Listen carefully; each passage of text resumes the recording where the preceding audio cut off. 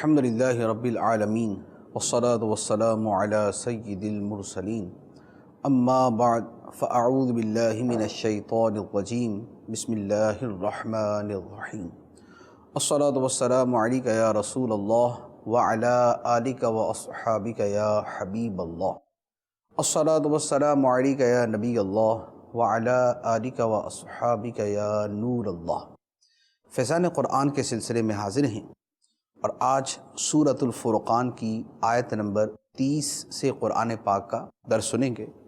اسے پچھلی آیات میں اللہ تبارک و تعالی نے ان لوگوں کی حسرت کو بیان کیا جو دنیا میں اپنے کسی دوست کی وجہ سے گمراہی کا شکار ہوئے یا کسی اپنے دوست کی وجہ سے حق کی طرف نہ آ سکے۔ قیامت کے دن وہ کس طرح پچھتائیں گے اور کس طرح حسرت کا اظہار کریں گے، اللہ تعالیٰ نے اس کا بیان فرمایا تھا۔ یہاں سے نبی پاک صلی اللہ تعالیٰ علیہ وآلہ وسلم نے جو اپنی قوم کے یعنی قریش کے، مکے کے ان لوگوں کے بارے میں فرمایا جنہوں نے قرآن کو چھوڑ دیا تھا، اللہ تعالیٰ نے اس کا بیان فرمایا۔ ارشاد فرمایا بسم اللہ الرحمن الرحیم وقال الرسول یا رب ان قوم اتخذوا هذا القرآن مہجورا، اور رسول نے عرض کی اے میرے رب، میری قوم نے اس قرآن کو چھوڑنے کے قابل بنا لیا ہے۔ رسول کی اللہ کی بارگاہ میں فریاد ہے، وہ یہ ہے کہ اے اللہ، میں اپنی قوم کو دن رات قرآن کی طرف بلاتا ہوں، قرآن ان کے سامنے پڑھ کے سناتا ہوں، قرآن کی تلاوت کرتا ہوں، قرآن کی طرف دعوت دیتا ہوں، لیکن یہ قرآن کو ماننے کی طرف آتے ہی نہیں۔ جیسا کہ کفار کا رویہ تھا، قرآن کو کبھی شعر کہتے، کبھی کہانت کی باتیں کہتے، کبھی جھوٹی باتیں کہتے، کبھی پرانے قصے کہانیاں کہتے اور اسے قبول کرنے کی طرف نہیں آتے، تو اس پہ نبی پاک صلی اللہ علیہ وآلہ وسلم نے اللہ تعالیٰ کی بارگاہ میں ان کافروں کی شکایت کی کہ اے اللہ، میری اس قوم نے قرآن کو چھوڑنے کے لائق چیز بنا لیا کہ جیسے قرآن ایسی چیز ہے کہ جسے چھوڑا ہی جانا چاہیے۔ تو یہ نبی پاک علیہ الصلوۃ کی اللہ کی بارگاہ میں فریاد تھی۔ اب یہ تو یہاں پر جو اس کا معنی مراد ہے وہ یہ ہے، اور جس سیاق و سباق میں آیت نازل ہوئی وہ یہ ہے، لیکن قرآن کو چھوڑ دینے کی اور بھی بہت سی صورتیں ہیں جیسے آج خود مسلمانوں میں نظر آتی ہیں۔ نمبر 1، قرآن سیکھ کر قرآن پڑھنا ہی نہیں آتا۔ ایک بہت بڑی تعداد مسلمانوں کی وہ ہے جن کو قرآن پڑھنا ہی نہیں آتا اور نہ پڑھنے کی کوشش کرتے ہیں اور نہ صحیح پڑھنا سیکھنے کی کوشش کرتے ہیں۔ پھر اس کے بعد وہ ہے کہ جن کو پڑھنا تو آتا ہے لیکن کبھی قرآن اٹھانے کی توفیق ہی نہیں، کبھی قرآن کھولنے کی توفیق ہی نہیں۔ پھر اس کے بعد وہ لوگ ہیں کہ جو قرآن پڑھتے تو ہیں لیکن اس پر عمل نہیں کرتے، قرآنی احکام کا علم تو ہے لیکن قرآن کے اوپر عمل کی صورت نہیں ہے۔ تو یہ جو ساری صورتیں ہیں یہ بھی اسی کے اندر آتی ہیں۔ ملک اسلامی ملک ہیں لیکن قوانین کافروں کے ہیں، اسلامی ملک ہے قرآن کا قانون کوئی نہیں ہے، اسلامی ملک ہے، اسلامی ملک کے اندر لبرلزم کے نام پہ، سیکولرزم کے نام پہ کھلم کھلا یہ کہا جاتا ہے کہ ریاست کو دین کے اندر کوئی دخل نہیں دینا چاہیے، یعنی گویا ریاست کو تو قرآن چھوڑ ہی دینا چاہیے۔ انڈیویجول آدمی، افراد جو ہیں وہ اپنی ذاتی زندگی کے اندر قرآن پر عمل کرنا چاہیں تو کر لیں، لیکن ریاست کو کوئی عمل دخل نہیں دینا چاہیے۔ تو جو لبرلزم والے، سیکولرزم والے لوگ، لبرل اور سیکولر لوگ اوپنلی یہ کہتے ہیں، گویا وہ خود وہ نبی اللہ کی بارگاہ میں جو فریاد کر رہے ہیں یہ کھلم کھلا اس کا اظہار کریں کہ ہاں ہم کہتے ہیں کہ قرآن ریاست کی سطح پر تو چھوڑے جانے کی چیز ہے، اسے حکومت میں، اسے ریاست میں، اسے ملکی قوانین کے اندر اس کا کوئی عمل دخل نہیں ہونا چاہیے۔ تو یہ بھی اسی کے اندر آتے ہیں کہ جن کے بارے میں رسول اللہ کی بارگاہ میں فریاد گناہ ہے۔ اس کے بعد ارشاد فرمایا وَكَذَلِكَ جَعَلْنَا لِكُلِّ نَبِيٍّ عَدُوًّا مِّنَ الْمُجْرِمِينَ وَكَفَىٰ بِرَبِّكَ هَادِيًا وَنَصِيرًا، اور ہم نے اسی طرح ہر نبی کے لیے مجرم لوگوں کو دشمن بنا دیا تھا، اور ہدایت دینے اور مدد کرنے کے لیے تمہارا رب کافی ہے۔ آیت مبارکہ میں جو فرمایا گیا وہ نبی کریم صلی اللہ تعالیٰ علیہ وآلہ وسلم کی اسی فریاد پر اور اسی شکایت کرنے پر ایک تسلی ہے کہ نبی پاک علیہ السلام نے تو فرمایا کہ اے اللہ، میں ان لوگوں کو سمجھاتا ہوں یہ سمجھتے نہیں، میں انہیں دعوت دیتا ہوں یہ مانتے نہیں، تو اس پر اللہ تعالیٰ نے ارشاد فرمایا کہ ایسے مجرمین اے محبوب علیہ السلام صرف آپ کے سامنے نہیں آئے بلکہ ایسے مجرمین ہمیشہ سے ہوتے آئے ہیں۔ ہم نے جتنے بھی نبی بھیجے، جتنے بھی رسول بھیجے، ان کے ساتھ یہی معاملہ ہوا کہ ان کے مد مقابل کے لوگوں نے ان کی تعلیم کو ماننے سے، اس پر عمل کرنے سے انکار کر دیا۔ لہذا یہ ایک آزمائش ہے، یہ ایک امتحان ہے، اور اس امتحان میں اللہ کے نبیوں نے سچا ثابت ہونا ہوتا ہے۔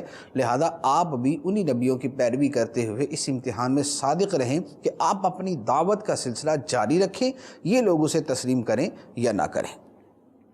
اس کے بعد کافروں کے ایک اعتراض کو اللہ تعالیٰ نے بیان فرمایا، ارشاد فرمایا وَقَالَ الَّذِينَ كَفَرُوا لَوْلَا نُزِّلَ عَلَيْهِ الْقُرْآنُ جُمْلَةً وَاحِدَةً كَذَلِكَ لِنُثَبِّتَ بِهِ فُؤَادَكَ وَرَتَّلْنَاهُ تَرْتِيلًا۔ اور کافروں نے کہا اس نبی پر سارا قرآن ایک ہی مرتبہ کیوں نہیں اتار دیا گیا؟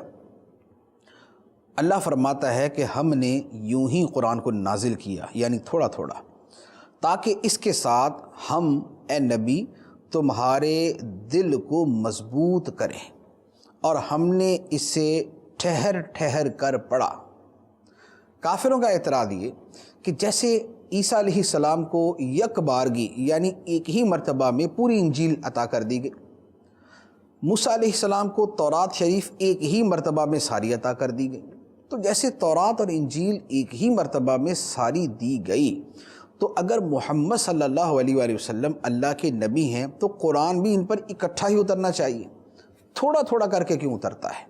یہ کافروں کا اعتراض، اور اس سے گویا انہوں نے نبی پاک علیہ السلام کے رسول ہونے کا انکار کیا۔ گویا ان کا کہنے کا مطلب یہ ہوا کہ بھئی رسول تو وہ ہے جس پر ایک ہی مرتبہ میں پوری کتاب اترے، لہذا جس پر ایک مرتبہ میں پوری کتاب نہیں اتری وہ اللہ کا رسول نہیں۔ اس پر اللہ تبارک و تعالی نے یہ جواب ارشاد فرمایا کذالک، فرمایا کہ ہم یوں ہی کر رہے ہیں۔ بیان یہ فرما دیا کہ ایک مرتبہ میں قرآن اتارنا یا تھوڑا تھوڑا کر کے قرآن اتارنا یہ اللہ کا کام ہے، اس میں رسول کا اپنا عمل دخل نہیں ہوتا۔ رسول کے اس تمنا پر قرآن نہیں اتارا، اللہ کی کتاب نہیں اترتی کہ وہ چاہے تو پوری کتاب دے دی جائے، چاہے تو تھوڑی تھوڑی کر کے دے دی جائے۔ قرآن کا اترنا یا اللہ کی دیگر کتابوں کا اترنا یہ اللہ کی مشیت، اللہ کی مرضی کے تابع ہے۔ لہذا اللہ جسے جس طرح چاہے قرآن عطا فرما دے، تو چونکہ دیگر انبیاء کو اللہ تبارک و تعالیٰ نے ان کی کتابیں یک بارگی عطا فرمائی تو یہ اس کی مشیت، نبی پاک علیہ السلام کو قرآن تھوڑا تھوڑا کر کے عطا فرمایا یہ اس کی مشیت۔ اور ہر فعل کے اندر یعنی اللہ تعالیٰ قرآن یک بارگی اتار دے یا تھوڑا تھوڑا کر کے اتارے، دونوں کے اندر اللہ تعالیٰ کی حکمتیں ہیں۔ ان پر اس لیے اکٹھی اتاری کہ وہاں اس وقت کا وہ تقاضا تھا، نبی پاک علیہ السلام پہ تھوڑی تھوڑی کر کے اتاری، کیوں؟ اس کے مقاصد بیان فرما دیے، اس کا ایک مقصد بیان فرمایا تاکہ ہم تھوڑے تھوڑے قرآن کے ذریعے نبی کے دل کو مضبوط کریں۔ مراد کہ جیسا موقع محل آئے اور حالات کی سنگینی اور حالات کی جو سختیاں ہیں وہ جب دلوں کو مرجھانے کی طرف جا رہی ہوں تو اس وقت اللہ تعالیٰ قرآن اتار کے نبی کے دل کو اور مضبوط کر دے، اسے اور حوصلہ عطا فرما دے، اسے اور تسلی عطا فرما دے۔ تو یہ اللہ تعالیٰ کا کرم ہے، یہ اللہ تعالیٰ کی حکمتیں ہیں۔ اسی طرح اور دیگر بہت ساری حکمتیں کہ جب تھوڑا تھوڑا کر کے قرآن اترا تو جو آیت اترتی گئی اس پر عمل کرنا لازم ہوتا گیا۔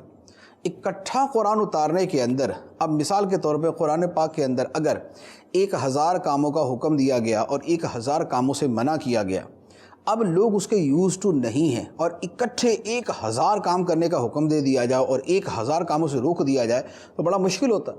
لیکن اللہ تعالیٰ نے نبی پاک صلی اللہ تعالیٰ علیہ وآلہ وسلم کے صدقے اس امت پہ یہ کرم فرمایا کہ تھوڑے تھوڑے احکام عطا فرمائے، تھوڑے تھوڑے کاموں سے منع کیا۔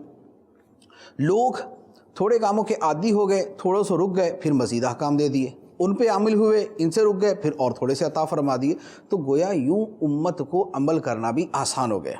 تو اب کافروں کا اعتراض الٹا ان کے خلاف بن جاتا ہے کہ اگر معاذ اللہ اگر انہیں اعتراض کرنا ہی ہے تو وہ پہلے نبیوں پر کرتے ہیں، کیونکہ تھوڑا تھوڑا کر کے اتارنے کی حکمتیں تو زیادہ واضح ہیں کہ تھوڑا عمل کیا، پھر مزید حکم دیا، اس کے عادی ہوئے، پھر مزید حکم دیا، اس کے عادی ہو گئے۔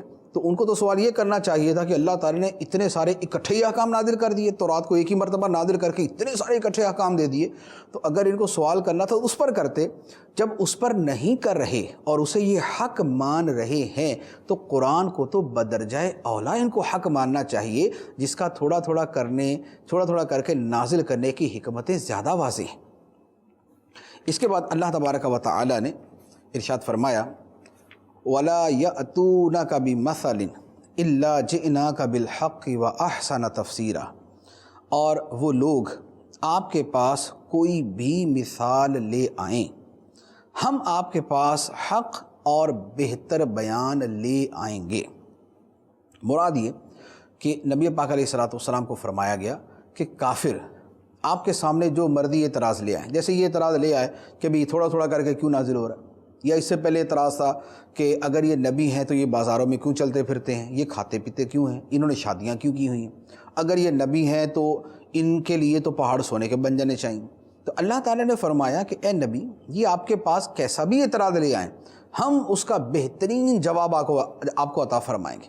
لہذا قرآن پاک میں یہی ہوا کہ کفار جو اعتراض کرتے اللہ تعالیٰ بہترین جواب عطا فرما دیتا۔ اب اس کے بعد اللہ تعالیٰ ان کافروں کا انجام بیان فرماتا ہے جو حق جاننے سمجھنے کے باوجود، سننے کے باوجود اسے تسلیم نہیں کرتے۔ ارشاد فرمایا الذین یحشرون علی وجوہہم الی جہنم اولئک شر مکانا واضل سبیلا، وہ لوگ جنہیں ان کے چہروں کے بل جہنم کی طرف ہانکا جائے گا، ان کا ٹھکانہ سب سے بدتر اور وہ سب سے زیادہ گمراہ ہے۔ چہروں کے بل جہنم کی طرف ہانکا جائے گا، بدترین ٹھکانہ اور سب سے زیادہ گمراہ یہ لوگ ہوں گے۔ تو قیامت کے دن جو لوگوں کے احوال ہیں وہ تین طرح کے ہیں۔ چنانچہ حدیث مبارک ہے، نبی پاک صلی اللہ تعالیٰ علیہ وآلہ وسلم نے ارشاد فرمایا کہ قیامت کے دن لوگ تین طریقے پر اٹھائے جائیں گے۔ ایک گروہ سواریوں پر آئے گا، جیسے نبی ہیں اللہ کے اور نبیوں کے صحابہ ہیں، نبیوں کے پیارے ہیں، اولیاء کرام ہیں، صالحین ہیں، متقین ہیں، تو یہ تو مہمانوں کی طرح لائے جائیں گے نا۔ جیسے قرآن پاک کے اندر بھی ہے کہ جس دن ہم متقی لوگوں کو، پرہیزگار لوگوں کو اللہ کی بارگاہ میں مہمانوں کی صورت میں لائیں گے، وفود کی صورت میں لے کے آئیں گے۔ تو جو نیک لوگ ہیں، جو پرہیزگار لوگ ہیں، وہ تو سواریوں کے اوپر بڑے اعزاز و اکرام کے ساتھ میدان محشر میں آئیں گے۔ دوسری طرف وہ جو اس طرح نیک اور متقی نہیں ہیں، فرمایا تو وہ گروہ پیادہ پا ہوگا، یعنی پیدل چلتا ہوا آئے گا۔ اور تیسرا گروہ وہ ہے جو منہ کے بل گھسیٹتے ہوئے جس کو لایا جائے گا۔ صحابہ کرام نے عرض کی یا رسول اللہ، وہ منہ کے بل چلیں گے کیسے؟ بیسیکلی کیا ہوگا، منہ کے بل وہ گھسٹتے ہوئے آئیں گے کہ منہ کے بل چلیں گے۔ تو صحابہ کرام نے عرض کی کہ یا رسول اللہ، منہ کے بل کیسے چلیں گے؟ پاؤں کے اوپر تو ہم چلتے ہیں، منہ کے بل کیسے چلیں گے؟ تو سرکار دو عالم صلی اللہ علیہ وآلہ وسلم نے ارشاد فرمایا کہ جس خدا نے انہیں پاؤں پر چلایا ہے وہ اس بات پر قادر ہے کہ منہ کے بل انہیں چلائے۔ تو لہذا جو کفار ہیں اور جو قرآن کا انکار کرنے والے ہیں، ان کو قیامت کے دن منہ کے بل جو ہے وہ چلاتے ہوئے میدان محشر میں لایا جائے گا۔ اب اس کے بعد اللہ تعالیٰ نے حضرت موسیٰ علیہ السلام کا ذکر کیا، کیونکہ پہلے قرآن کی بات چل رہی ہے، قرآن اللہ کی کتاب ہے، تو اب ایک اور کتاب کا گویا حوالہ دے دیا گیا۔ ارشاد فرمایا وَلَقَدْ آتَيْنَا مُوسَى الْكِتَابَ وَجَعَلْنَا مَعَهُ أَخَاهُ هَارُونَ وَزِيرًا، اور بے شک ہم نے موسیٰ کو کتاب عطا فرمائی اور اس کے ساتھ اس کے بھائی ہارون کو وزیر بنایا۔ موسیٰ علیہ السلام کو کتاب ملی یعنی تورات شریف، اور ہارون علیہ السلام کو ان کا بھائی بنا دیا گیا۔ یہاں جو بات بیان ہوئی ہے اس میں ایک اور پہلو کی طرف بھی اشارہ ملتا ہے، وہ یہ ہے کافروں نے اعتراض کیا کہ نبی پر قرآن تھوڑا تھوڑا کر کے کیوں اتر رہا ہے؟ اگر یہ اللہ کے رسول ہیں تو ان پہ قرآن اکٹھا اترنا چاہیے۔ اس پر گویا ایک قسم کا یہ جواب دیا گیا کہ تم یہ کہتے ہو کہ تھوڑا تھوڑا چونکہ ان پر اترا، اکٹھا نہیں اترا قرآن، لہذا یہ اللہ کے رسول نہیں۔ تو حضرت ہارون علیہ السلام کو تو یہ کفار اللہ کا رسول مانتے ہیں جن پر کوئی بھی کتاب نہیں اتری۔ موسیٰ علیہ السلام پہ تو تورات اتری، تو وہ تو موسیٰ علیہ السلام پہ اتری، ہارون علیہ السلام پر تو ایک بھی کتاب نہیں اتری، تو جس برگزیدہ بندے پر ایک بھی کتاب نہیں اتری اسے تو خدا کا رسول مان رہے، اور جس پہ تھوڑا تھوڑا کر کے قرآن اترا اسے نہیں مان رہے۔ تو یہ بڑی عجیب بات ہے، ایک طرف تو یہ مطالبہ کہ نہیں ایک کتاب اترے اور وہ بھی پوری اترے تب رسول مانیں گے، اور ایک طرف یہ حال ہے کہ جس کے اوپر ایک آیت بھی نہیں اتری، یعنی کسی کتاب اللہ کی ایک آیت بھی نہیں اتری، اسے بھی رسول مان رہے ہیں۔ تو درمیان کے اندر نبی پاک علیہ الصلوۃ والسلام کہ جن پر پوری کتاب ہی اتر رہی ہے لیکن تھوڑا تھوڑا کر کے اتر رہی ہے، تو ان کو رسول ماننے سے انکار کرنے کی پھر کیا وجہ ہے؟ اب چونکہ حضرت موسیٰ اور حضرت ہارون علیہم الصلاۃ والسلام کا تذکرہ ہوا، تو اب اللہ تعالیٰ نے انہیں جو حکم دیا تھا اسے ارشاد فرمایا فَقُلْنَا اذْهَبَا إِلَى الْقَوْمِ الَّذِينَ كَذَّبُوا بِآيَاتِنَا فَدَمَّرْنَاهُمْ تَدْمِيرًا، تو ہم نے فرمایا تم دونوں اس قوم کی طرف جاؤ جس نے ہماری آیتوں کو جھٹلایا ہے، تو ہم نے انہیں یعنی اس قوم کو مکمل طور پر تباہ کر دیا۔ موسیٰ اور ہارون علیہم الصلاۃ والسلام ان دونوں رسولوں سے فرمایا گیا کہ فرعون کی طرف جاؤ جو ہماری آیتوں کو جھٹلانے والے ہیں۔ یہ گئے، سمجھایا، انہوں نے جھٹلایا انبیاء علیہم السلام کو، تورات شریف کو، اللہ کی نشانیوں کو، تو نتیجہ کیا ہوا؟ فرمایا فَدَمَّرْنَاهُمْ تَدْمِيرًا، تو ہم نے انہیں مکمل طور پر تباہ کر دیا، خوب تباہ کر دیا۔ چنانچہ جیسے فرعون اور اس کا لشکر سارے کا سارا دریا کی نظر ہوا، اور دریا کی طغیانی اور اس کے زور کی نظر ہو کے تباہ و برباد ہو گیا اور ختم ہو گیا۔ اب اللہ تعالیٰ نے مختلف قوموں کا تذکرہ شروع فرمایا کہ جن جن قوموں کو ہلاک کیا گیا۔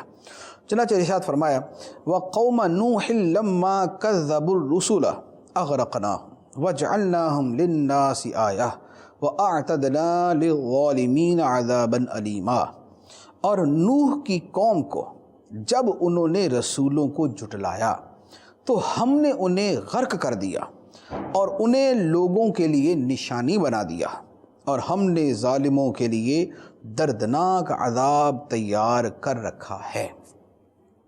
نوح علیہ السلام کی قوم کا ذکر ہوا، انہوں نے رسولوں کو جھٹلایا۔ اب یہاں پر سوال ہوتا ہے کہ نوح علیہ السلام کی قوم نے تو صرف حضرت نوح علیہ السلام کو جھٹلایا تھا، سارے رسولوں کو تو نہیں جھٹلایا۔ تو یہ جو فرمایا گیا کہ لما کذبوا الرسول، انہوں نے رسولوں کو جھٹلایا تو ہم نے انہیں تباہ کر دیا، غرق کر دیا۔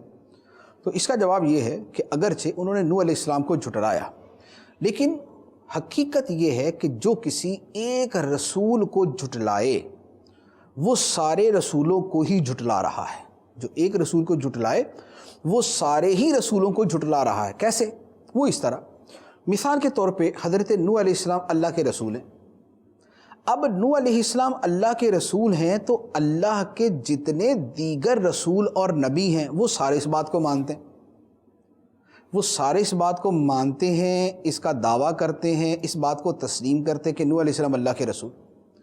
اب اگر کوئی شخص ان حضرت نوح علیہ السلام کو جھٹلائے تو اس نے صرف نوح علیہ السلام کو نہیں جھٹلایا، دیگر جتنے نبیوں نے، جتنے رسولوں نے نوح علیہ السلام کو رسول مانا تھا ان کو بھی جھوٹا سمجھا، کیونکہ وہ تو سارے یہ کہہ رہے ہیں یہ رسول ہے، اور یہ کہہ رہا ہے نہیں۔ تو گویا اس نے صرف اس ایک کو نہیں جھٹلایا، اس نے ان سب کو جھٹلا دیا جنہوں نے ان کی رسالت کو تسلیم کیا تھا۔ تو لہذا اس لیے کسی ایک رسول کو بھی جھٹلانا جو ہے وہ سارے رسولوں کو، سارے نبیوں کو جھٹلانے کے مترادف ہے۔ تو لہذا اس کا یہاں پر بیان کیا گیا کہ نوح کی قوم جب انہوں نے رسولوں کو جھٹلایا، رسولوں کو جھٹلایا، صرف رسول کو نہیں، رسولوں کو جھٹلایا، تو کیا ہوا؟ فرمایا ہم نے انہیں غرق کر دیا، ڈبو دیا، اور ہم نے انہیں لوگوں کے لیے نشانی بنا دیا، لوگ عبرت حاصل کریں اس سے کہ اللہ کے نافرمان اور خدا کے رسولوں کی تکذیب کرنے اور جھٹلانے والوں کا انجام کیا ہوتا ہے۔ اور فرمایا کہ ہم نے ظالموں کے لیے دردناک عذاب تیار کر رکھا ہے۔ اب وہ ظالم خواہ نوح علیہ السلام کے زمانے کے ہوں یا مصطفیٰ کریم صلی اللہ علیہ وآلہ وسلم کے زمانے کے ہوں، جو ظالم ہے، جو ظلم کرتا ہے، رسولوں کو جھٹلاتا ہے، اس کا انجام برا ہی ہوگا۔ اس کے بعد مزید قوموں کا بیان فرمایا، ارشاد فرمایا وَعَادًا وَثَمُودَ وَأَصْحَابَ الرَّسِّ وَقُرُونًا بَيْنَ ذَلِكَ كَثِيرًا وَكُلًّا ضَرَبْنَا لَهُ الْأَمْثَالَ وَكُلًّا تَبَّرْنَا تَتْبِيرًا۔ اور عاد اور ثمود اور کنویں والے اور ان کے درمیان کی بہت سی قومیں ہم نے ہلاک کر دیں، اور ہم نے ہر قوم کے لیے مثالیں بیان فرمائیں، اور ہم نے سب کو مکمل طور پر تباہ کر دیا۔ 3 کا صراحت سے بیان ہوا، چوتھے کا جو ہے وہ چوتھا نہیں بلکہ اس میں بہت ساری قومیں آ جاتی ہیں۔ قوم عاد حضرت ہود علیہ السلام کی، قوم ثمود حضرت صالح علیہ السلام کی، فرمایا ان دونوں قوموں کو بھی ہم نے تباہ کیا کیونکہ انہوں نے بھی رسولوں کو جھٹلایا۔ تیسری قوم کا بیان فرمایا وَأَصْحَابَ الرَّسِّ، اور کنویں والے۔ کنویں والے کون تھے؟ کنویں والی قوم اصحاب الرس ہے، حضرت شعیب علیہ السلام کی قوم کا نام۔ شعیب علیہ السلام کی جو قوم تھی ان کے 2 جرائم قرآن پاک میں بڑے واضح طور پہ بیان کیے گئے ہیں۔ ایک ان کا جرم تو شرک تھا، اور دوسرا ان کا جرم تھا کم ناپنا تولنا، ناپ تول میں کمی کرنا، ناپ تول میں ڈنڈی مارنا، جیسے ہمارے جگہ جگہ اور گلی گلی اور بازار بازار جیسے عام ہے۔ شاید قوم شعیب کی پتہ نہیں ایسی حالت تھی یا نہیں تھی، بہرحال ہماری حالت بہت ہی بدتر ہے، لیکن اس امت کے اوپر اللہ کے محبوب علیہ السلام کے صدقے عذاب نہیں اترتا، انہیں مہلت جو ہے وہ ملتی ہے، مہلت ملتی ہے۔ لیکن حضرت شعیب علیہ السلام کی قوم کی یہ 2 برائیاں، ناپ تول میں ڈنڈی مارنا، کمی کرنا، فراڈ کرنا، اور دوسرا شرک کرنا، تو اس کا نتیجہ یہ ہوا کہ اللہ تعالیٰ نے اس قوم کو ہلاک کر دیا جب انہوں نے سمجھانے کے باوجود بھی ماننے سے انکار کر دیا۔ اس کے بعد مزید فرمایا کہ درمیان میں بہت سی سنگتیں ہیں، درمیان میں بہت سی قومیں ہیں، یہ جتنی بھی بیان کی ہیں عاد، ثمود اور شعیب، ان کے درمیان بھی اور ان سے لے کر نبی پاک علیہ السلام کے زمانے کے درمیان بھی بہت سی دیگر قومیں ہیں جن کی طرف اللہ کے رسول بھیجے گئے اور انہوں نے اللہ کے رسولوں کی بات نہ مانی اور تباہ کر دیے گئے۔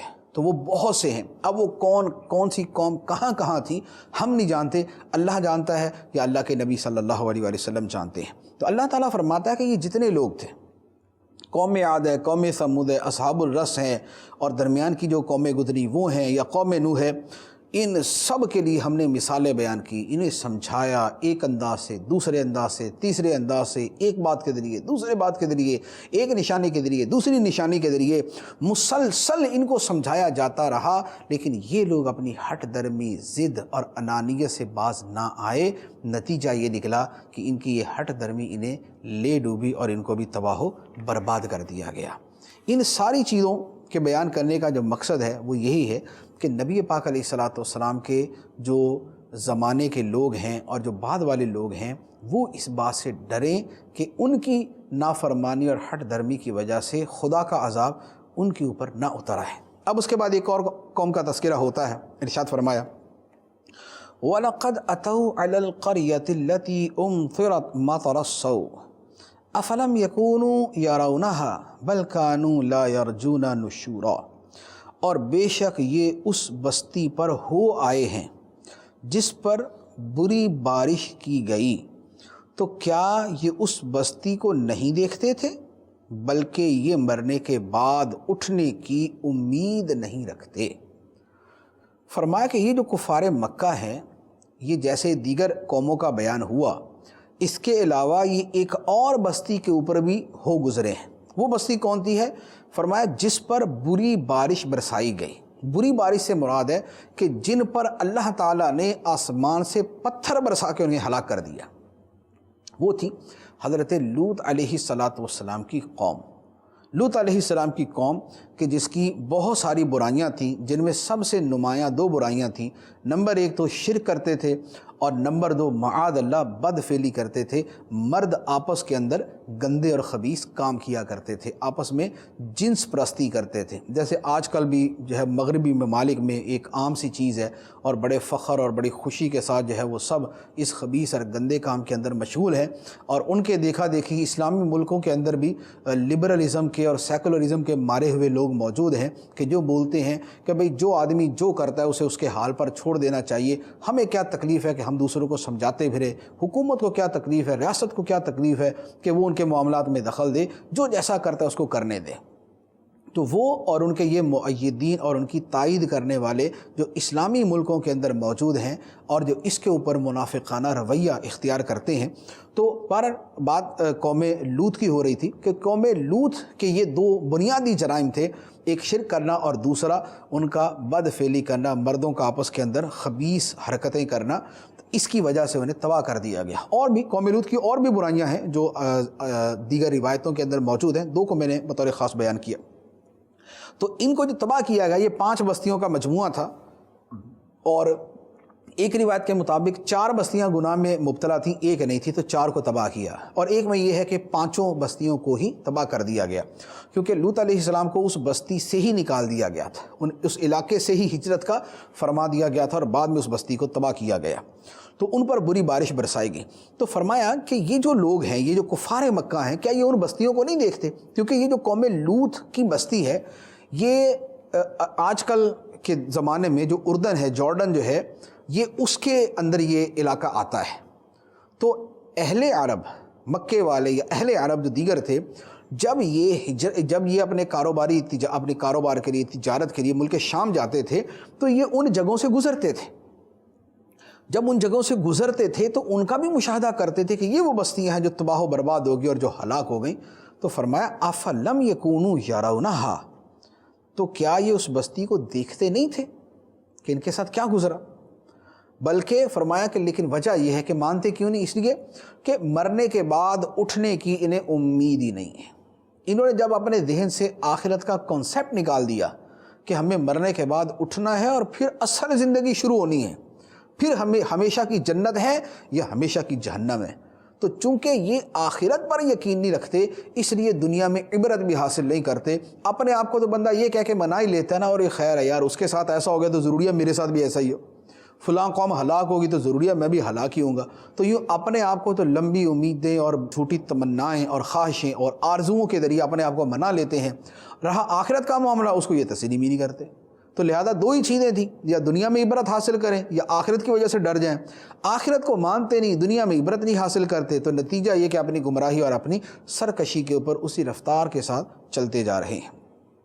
اب اللہ تعالیٰ ارشاد فرماتا ہے وَإِذَا رَأَوْكَ إِن يَتَّخِذُونَكَ إِلَّا هُزُوًا أَهَذَا الَّذِي بَعَثَ اللَّهُ رَسُولًا إِن كَادَ لَيُضِلُّنَا عَنْ آلِهَتِنَا لَوْلَا أَن صَبَرْنَا عَلَيْهَا وَسَوْفَ يَعْلَمُونَ حِينَ يَرَوْنَ الْعَذَابَ مَنْ أَضَلُّ سَبِيلًا، اور جب اے نبی یہ لوگ آپ کو دیکھتے ہیں تو آپ کو ٹھٹھا مذاق بنا لیتے ہیں اور کہتے ہیں کہ کیا یہ وہ شخص ہے جسے اللہ نے رسول بنا کر بھیجا ہے، اور کہتے ہیں کہ قریب تھا کہ اگر ہم اپنے معبودوں پر ڈٹے نہ رہتے تو یہ رسول ہمیں ہمارے معبودوں سے بہکا دیتا۔ اور اللہ فرماتا ہے ان قریب یہ لوگ جان لیں گے جب عذاب دیکھیں گے کہ کون گمراہ تھا۔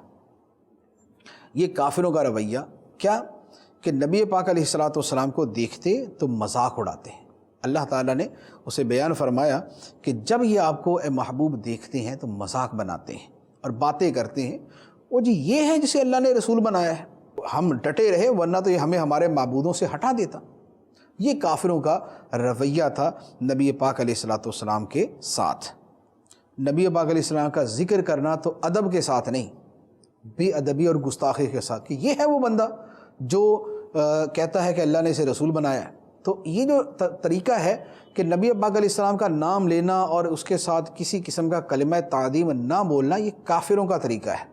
اور افسوس کہ مسلمانوں کے اندر بھی کچھ لوگ ایسے پائے جاتے ہیں کہ جو نبی پاک علیہ السلام کا نام لیتے ہوئے بعض اوقات توحید کی بات کر رہے ہیں تو سرکار کا نام ایسے لیتے ہیں کہ جیسے پتہ نہیں کس کا نام لے دیا۔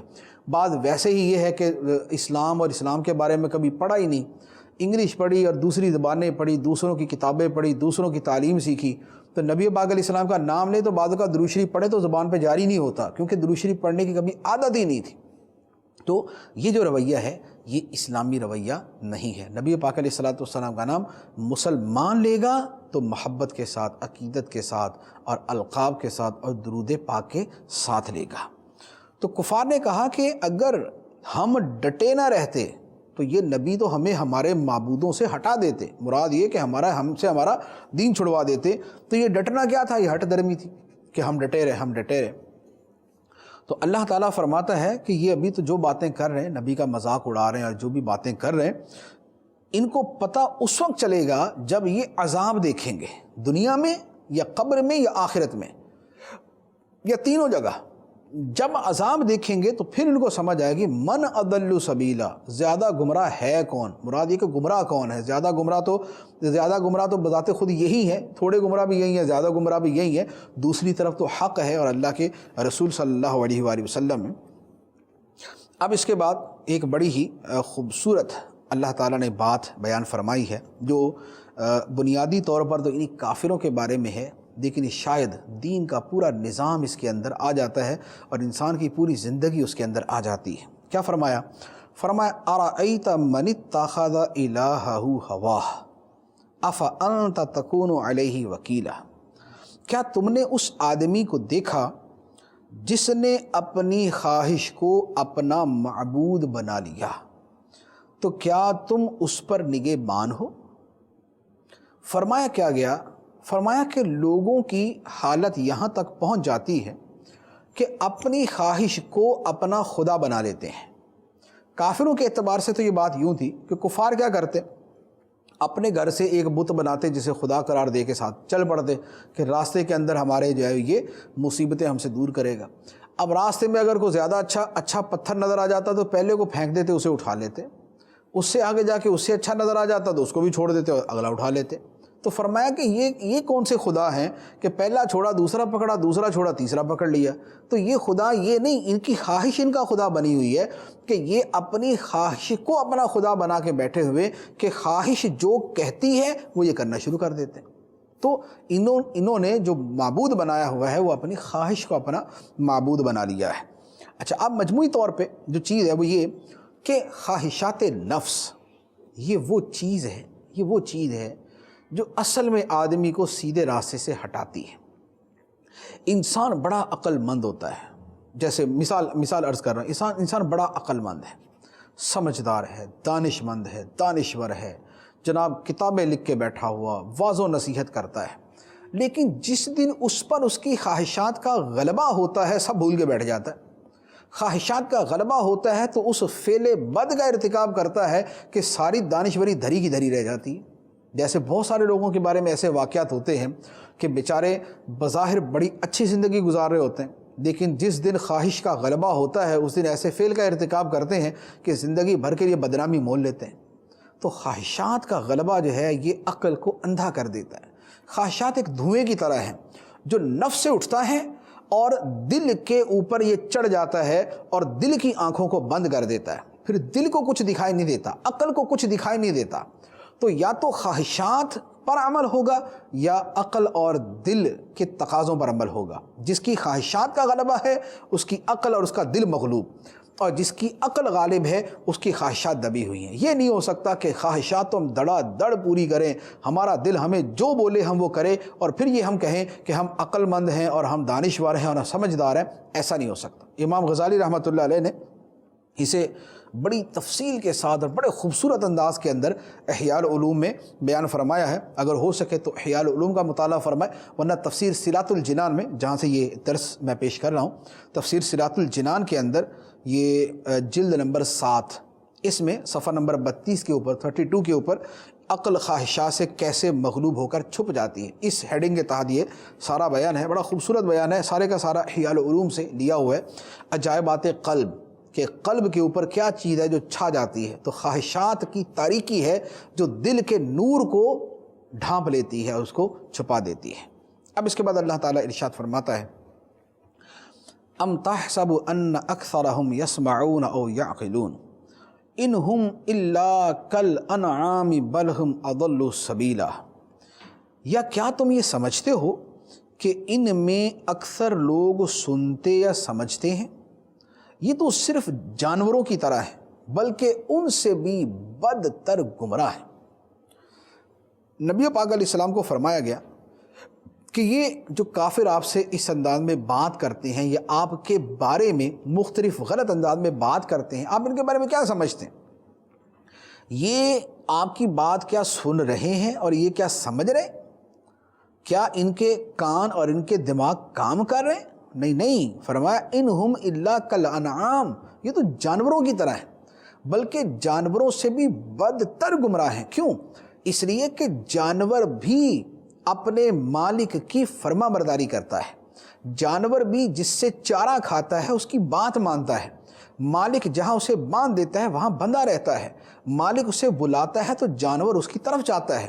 تو احساس تشکر اور اپنے محسن کو ماننا اور اس کی نعمتوں کو تسلیم کرنا تو جانوروں کے اندر بھی پایا جاتا ہے، اور یہ خدا کے بندے، خدا کی نعمتیں کھانے والے، خدا کی نعمتوں میں زندگی بسر کرنے والے، یہ خدا کی نہیں مان رہے۔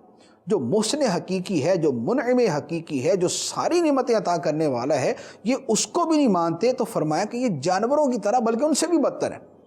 جانوروں کی طرح یوں ہے کہ جانوروں کو ہماری بولی تو کم از کم سمجھ نہیں آتی، ہم اردو یا پنجابی یا انگلش یا عربی جو بھی بولیں، جانوروں کو کوئی سمجھ نہیں آئے گی کہ میرا مالک کیا بول رہا ہے۔ تو فرمایا اس اعتبار سے تو یہ جانوروں کی طرح کہ ان کو سمجھ ہی کچھ نہیں آ رہا۔ اور ان سے بدتر یوں ہے کہ جانور کو اگرچہ زبان سمجھ نہیں آتی لیکن اشارے وہ بھی سمجھ لیتا ہے۔ منعم کی نعمت کا اقرار و اعتراف کرنا تو اس کے اندر بھی پایا جاتا ہے، اور یہ اس سے بدتر ہیں کہ یہ اپنے مالک حقیقی کی نعمتوں کا اقرار و اعتراف بھی نہیں کرتے۔ اب اس کے بعد اللہ تعالیٰ نے ارشاد فرمایا الم تر الی ربک کیف مد الظل ولو شاء لجعلہ ساکنا ثم جعلنا الشمس علیہ دلیلا ثم قبضناہ الینا قبضا یسیرا۔ اے حبیب، کیا تم نے اپنے رب کو نہ دیکھا کہ اس نے سائے کو کیسا دراز کیا، اور اگر وہ چاہتا تو اسے ٹھہرا ہوا بنا دیتا، پھر ہم نے سورج کو اس پر دلیل بنایا، پھر ہم نے آہستہ آہستہ اسے اپنی طرف سمیٹ لیا۔ کیا فرمایا گیا؟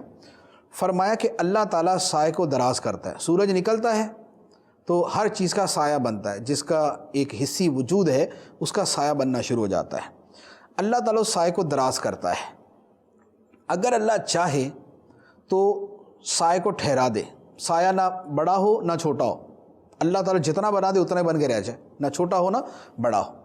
اور سورج اس سائے کے اوپر دلیل ہے کہ سورج نکلتا ہے تو سائے بنتے ہیں، پھر اللہ تعالیٰ اس سائے کو چھوٹا کرتا ہے کہ جب سورج جو ہے وہ بالکل اوپر کی طرف جاتا ہے تو سایہ جو پہلے بڑا لمبا ہوتا ہے اب چھوٹا ہونا شروع ہو جاتا ہے، جب سورج دوسری طرف چلا جاتا ہے اب سایہ دوسری طرف بڑھنا شروع ہو جاتا ہے، تو سایہ چھوٹا ہوتا ہے، بڑا ہوتا ہے، ٹھہر جاتا ہے، یہ سب اللہ تعالیٰ کی قدرت سے ہے۔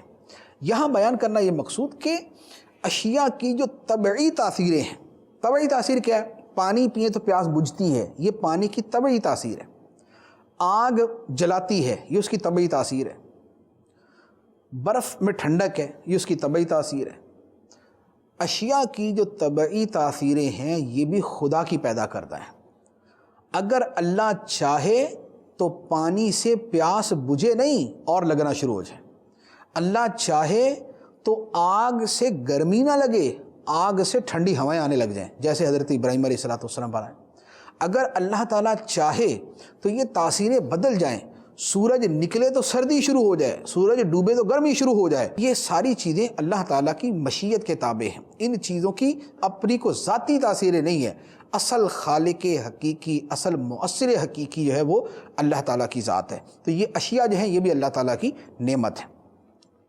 اب اس کے بعد اللہ تعالیٰ ارشاد فرماتا ہے وَهُوَ الَّذِي جَعَلَ لَكُمُ اللَّيْلَ لِبَاسًا وَالنَّوْمَ سُبَاتًا وَجَعَلَ النَّهَارَ نُشُورًا، اور وہی ہے جس نے رات کو تمہارے لیے پردہ اور نیند کو آرام بنایا اور دن کو اٹھنے کے لیے بنایا۔